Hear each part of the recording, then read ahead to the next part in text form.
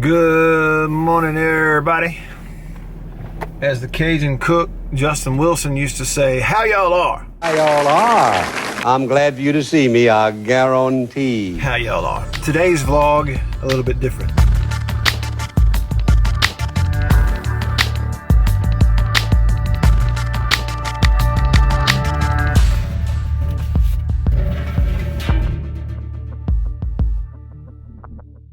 Okay, first up, this is from a couple of days ago.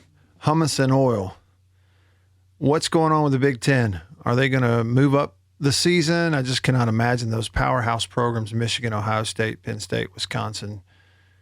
What did he say? Steeped in tradition. And he went on to say, what are they going to do? So the question is, what's going on with the Big Ten? Listen, they never were going to have a spring season. I couldn't believe it when they said it initially. Talked about it on the radio show. Under no circumstance were they going to have a season in the spring, full contact, full pad, hit tackle season, people get hurt, and then turn around and do it 5 or 6 months later in the fall of 2021. Not happening. Never was an option. They were never going to play in the spring. All that was like you're being chased down by a pack of hungry dogs, and you throw a bone out there just to occupy them for just a little bit. That's all that was. They're not playing in the spring. And the coaches knew that too. So now that everybody in the country is playing ball except them, and most of it safely, playing ball safely except for them, they've got to figure something out for 3 reasons, okay? 3 things. Number 1, they were never going to play in the spring, and they're not going to play in the spring. Number 2, they're starting to realize they rushed the decision.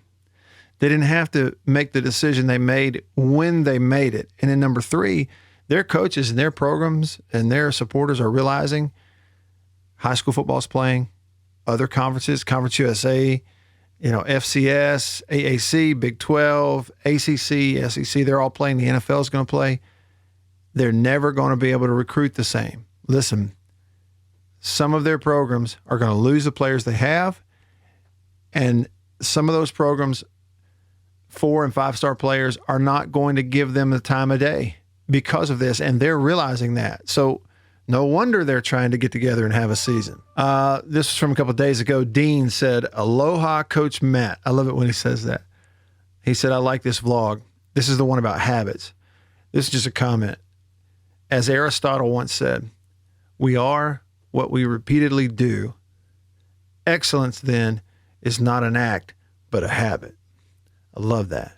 Aloha to you. This was from a week ago from Brent, who said, "Hey man, my senior year is upcoming in high school, and I'm really trying to make a run this year. I was wondering if you could maybe do some film study with me over the phone or something. Thanks." Here's the thing about that, Brent. Here's the thing about that. I don't mind doing it. But during the season, it is really a touchy thing.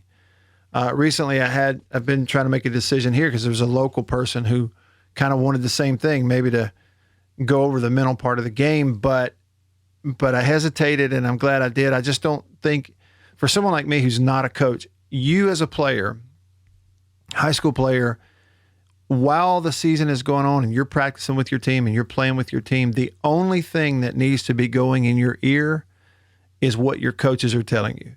You learn what they're telling you, their terminology, their coaching points. That needs to be the only voice going in your ear during the season. The off season maybe is a little different, whether it be working with someone on technique or working with someone on the mental part of the game in the off season. But once you're practicing, especially playing, the last thing you need, and the last thing that coach needs, is somebody on the outside with a lot of input going in there, because I'm telling you, all that does is leads to confusion. So right now, you just need to focus on what your coaches are telling you, what they're teaching you, and the off season would be a time for maybe some outside input. Okay, this is from RLD Studio a week ago. First off, as a Bama fan, I feel even better about the team after hearing your thoughts. So thanks for that. Second, I'd love to hear your breakdown film of a player like Bryce Young and talk about what you see.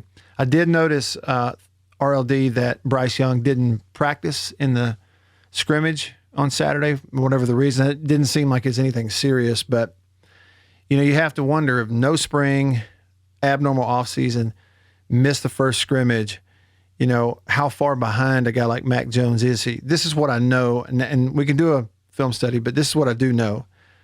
Bryce Young in high school, incredible. Just incredible. Honestly, his plays and his tape to me look like a right-handed Tua. That's what he looks like. That's why they signed him. They know it. And that's why they're not in a hurry to rush him, because they know what they have with this kid in the future. I just wonder how close he is right now because of all the breakup in the normal progression of development. Thanks for your questions and your comments on the YouTube channel. Really do appreciate it. Let's do that again sometime. All right. Thanks for watching. See y'all tomorrow. Good content. Good content. See ya.